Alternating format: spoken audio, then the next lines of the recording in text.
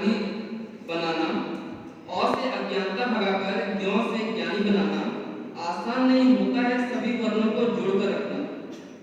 हिंदी ही वो मजबूत छड़ी है जिसने भारतवर्ष में बांधी हर एक कड़ी है, जिसने भारतवर्ष में बांधी हर एक कड़ी है। इन्हीं शब्दों के साथ मैं आगे मंच पे बुलाना चाहूंगा हमारे निदेशक महोदय को कि वो आकर के और इस अवसर पर अपने विचार प्रकट करें।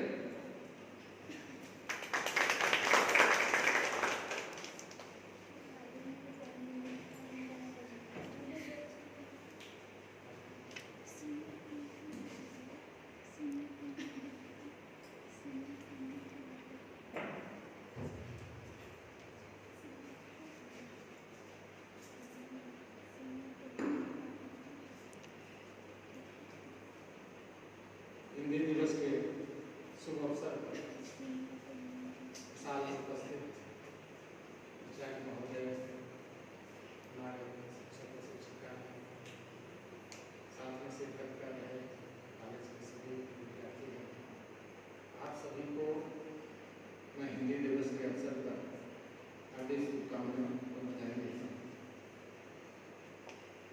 हिंदी एक जन जन की भाषा है और जन जन की भाषा हिंदी कैसे बन गई, इसके पीछे बहुत बड़ा इतिहास है। आज मैं उन बातों को भी आपके सामने रखूंगा और बताऊंगा कि हिंदी का जो उद्भव है वो कैसे, जहां तक मालूम होगा कि आज जितने भी आर्य, ये तो पूरी तरह से यह प्रदेश ही आर्यावर्त है और इसमें रहने वाले लोग आर्य थे।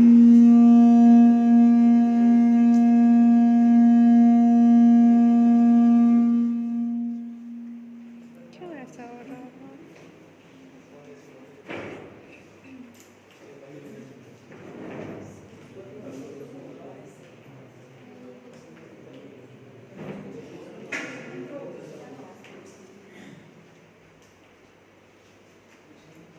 तो हमारे यहाँ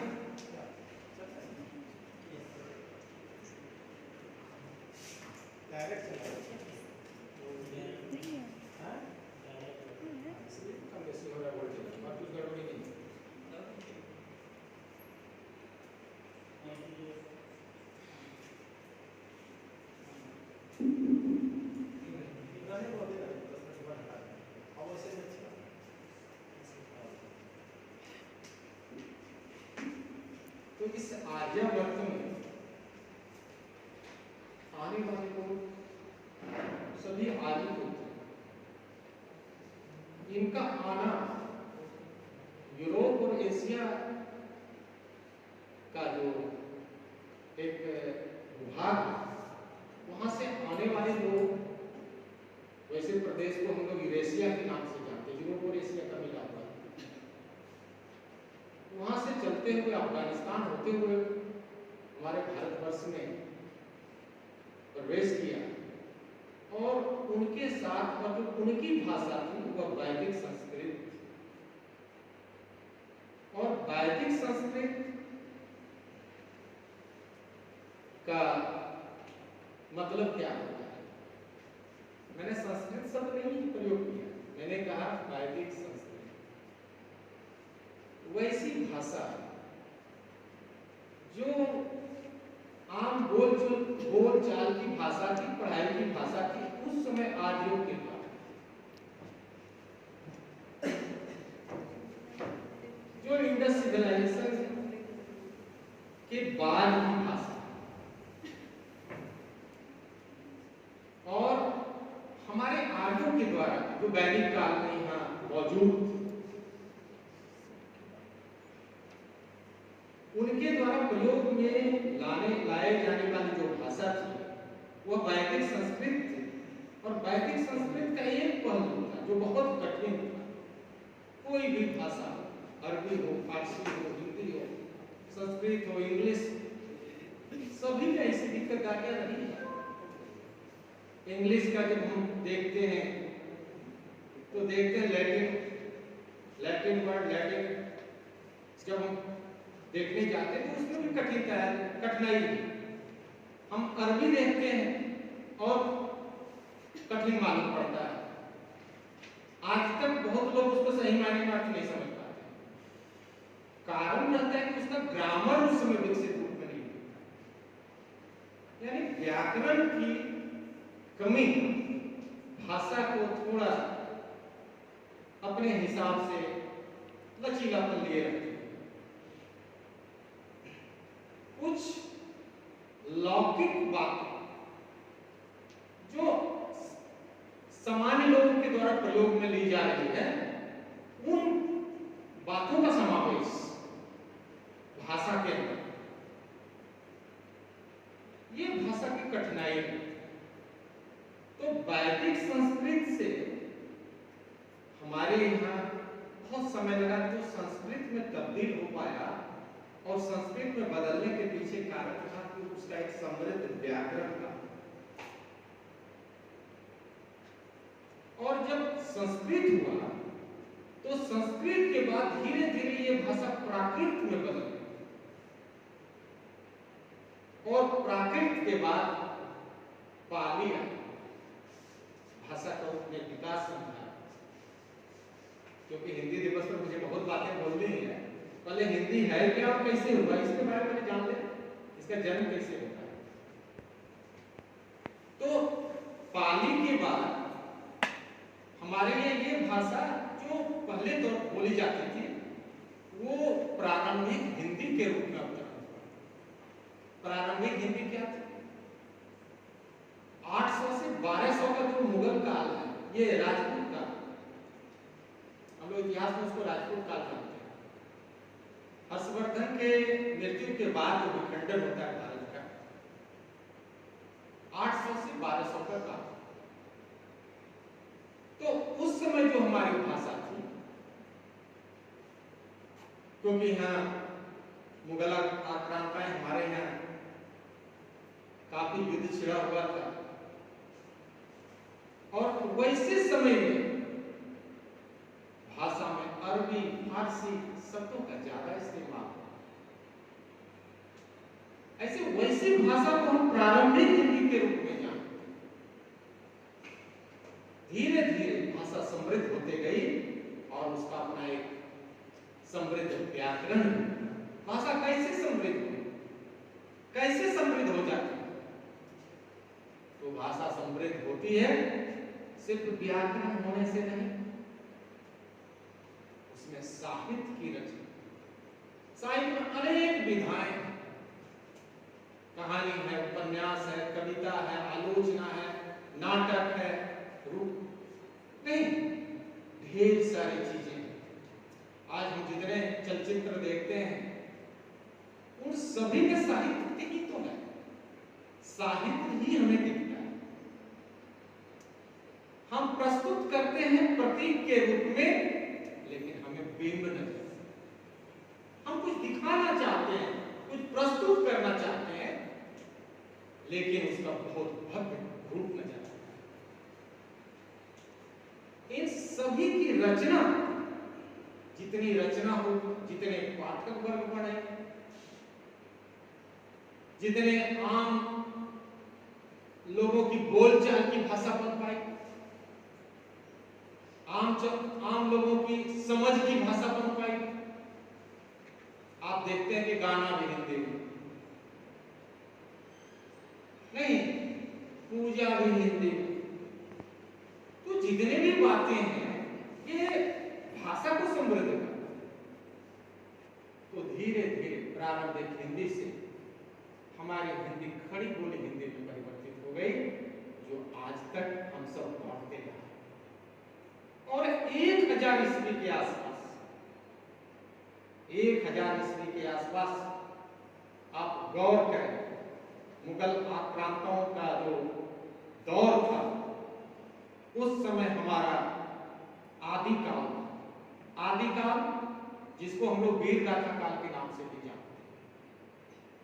अब हिंदी साहित्य के बहुत से विद्यार्थी हैं, प्रोफेसर भी, इसलिए मैं बात को रख रहा हूँ। हिंदी का जो आदि काल है उसी को हम वीर गाथा काल के नाम से जानते हैं। क्यों जानते हैं? एक्चुअली मैं तो साइंस का विद्यार्थी हूँ, इसलिए मैं हर एक में क्यों कैसे मैं प्रयोग करूंगा। इस वजह से उसको वीर गाथा काल जानते हैं, क्योंकि उसमें रासो साहित्य का वर्णन। रासो का मतलब होता है चरित्र का वर्णन नहीं, और उसमें राजस्थान के जो राजे लोग थे, हुआ क्या कि जब स्टार्ट में हमारे यहाँ स्टार्टिंग में शुरुआत के दौर में जो कवियों का जो पोषक लोग होते थे वे लोग राजा होते थे। राजदरबार में ही हिंदी की होती थी। पढ़ाई की व्यवस्था बहुत हमारे यहाँ प्राचीन पद्धति में था। लोग धर्मशास्त्र वगैरह का अध्ययन ही किया करते थे, और अध्ययन करने का जो क्षेत्र था वो बहुत सीमित था। विद्यालय कुछ विकसित हो नहीं पाया था, सब आरण्य में ही सबकी पढ़ाई होती थी। इसलिए बड़े बड़े राजकुमारों का हमारे रामायण महाभारत में भी चर्चा मिलती है कि अपने गुरु के पास जाते थे अध्ययन करने के लिए, तो उन्हें जंगल जाना पड़ता है। इसलिए जब हम देखते हैं वेद को भी उठाकर, मैं कुछ बात रख ले रहा हूं, इसके बाद में आपको असली बात, तो आपका सबसे पुराना ग्रंथ क्या है? क्योंकि मैंने अभी आर्यभट्ट की बात किया था, मैं आर्यभट्ट की बात कर रहा हूं। सबसे पुराना ऋग्वेद आप तो जानते ही कि ईरान का जो मूल ग्रंथ है जिंद अवेस्ता, जिंद अवेस्ता में वही बात लिखी हुई है जो आपका ऋग्वेद लिखा। भाषाई अलग अलग हो गई, क्योंकि वैदिक संस्कृत वहां अपनी लौकिकता को छाप उसमें छोड़ दिया है, जो कि बाद में अरबी की तरफ बढ़ गया, बदल गया, और यहाँ पर हमारे यहाँ वह संस्कृत के रूप में धीरे धीरे तब्दील हुआ। तो इन बातों को लेकर मैं ये जिंद अवेस्ता की चर्चा यहाँ इस वजह से कर रहा हूँ, क्योंकि आपको मैं बता देना चाहता हूँ कि वेद में जैसे 4 वेद हैं, नहीं वेद के बाद क्या है? पुराण। आप जानिए, मैं खैर की सजा दे रहा हूँ, आपको कल को काम आएगा इन बातों में। वेद के बाद आरण्यक होता है। वेद के बाद क्या है ग्रंथ? आरण्यक। इस वजह से है क्योंकि सारा जो भी फलीभूत हो रहा था, जो भी रचनाएं हो रही थी, वो सब अरण्य में हो रहा था, जंगल में हो रहा था, इसलिए आरण्यक ग्रंथ है। और आरण्यक के बाद क्या है? आरण्यक के बाद जो हमारा ग्रंथ है वह ब्राह्मण ग्रंथ है। ब्राह्मण कोई जात का नाम नहीं है, न कोई धर्म का नाम है। मैं ये बता देना चाहता हूँ आज, जिनको नहीं मालूम है सुन करके बात करते हैं, मैं पढ़ के बात कर रहा हूँ आपसे। ब्राह्मण किसी धर्म जात का नाम नहीं।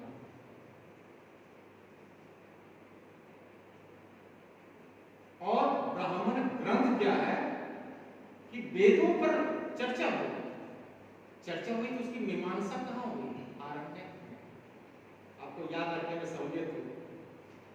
और उस मीमांसा के उपरांत जो कंक्रीट फॉर्म में आया, जो उसका निष्कर्ष आया, वह ब्राह्मण ग्रंथ। लेकिन उन नियमों को और उन धर्मों को, उन भाषाओं को परिपक्वता की जो जांच हुई वो उपनिषद, यानी वो निष्कर्ष है। वेदों का निष्कर्ष क्या है? अब बाद में हम पढ़ लेते हैं वेदांत, उपवेद, ढेर सारी बातें पढ़ते हैं, वो बात की चीजें। और पुराण बहुत बात की चीजें, वो तो गुप्त काल में लिखा है, वो तो आख्यान है, उससे कुछ लेना नहीं। प्रारंभिक उपनिषद अलग है, बाद में कई उपनिषद लिखे गए। फिर स्मृति ग्रंथ वो अलग। तो मेरा आज का उद्देश्य कोई जीके जीएस पढ़ाना नहीं, मेरा उद्देश्य ये है कि कोई भी भाषा की जो समृद्धि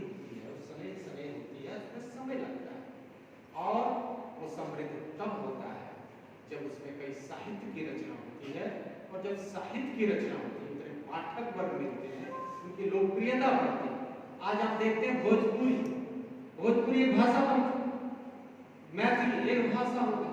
पहले वो एक बोली से शुरुआत हुई, बोली से वो भाषा में तब्दील हो गया। अब भाषा में तब्दील होने का पहला शब्द क्या है? व्याकरण का नहीं, और उसकी जग प्रसिद्धि या लोक प्रसिद्धि तब हो जाती है जब लोग उसे बड़े स्वीकार करते, बड़े चाव से उसके गाने सुनते हैं। आजकल मैं कोई भी शादी में गया भोजपुरी तक के दिखाया, भले मुझे अब ना समझ में आया। तो ये है कोई भी भाषा की लोकप्रियता। हम आज हिंदी साहित्य की चर्चा कर रहे हैं, तो हिंदी साहित्य की मैं बात करूंगा कि 1000 ईस्वी से हमारे हिंदी का क्रमबद्ध विकास होता है।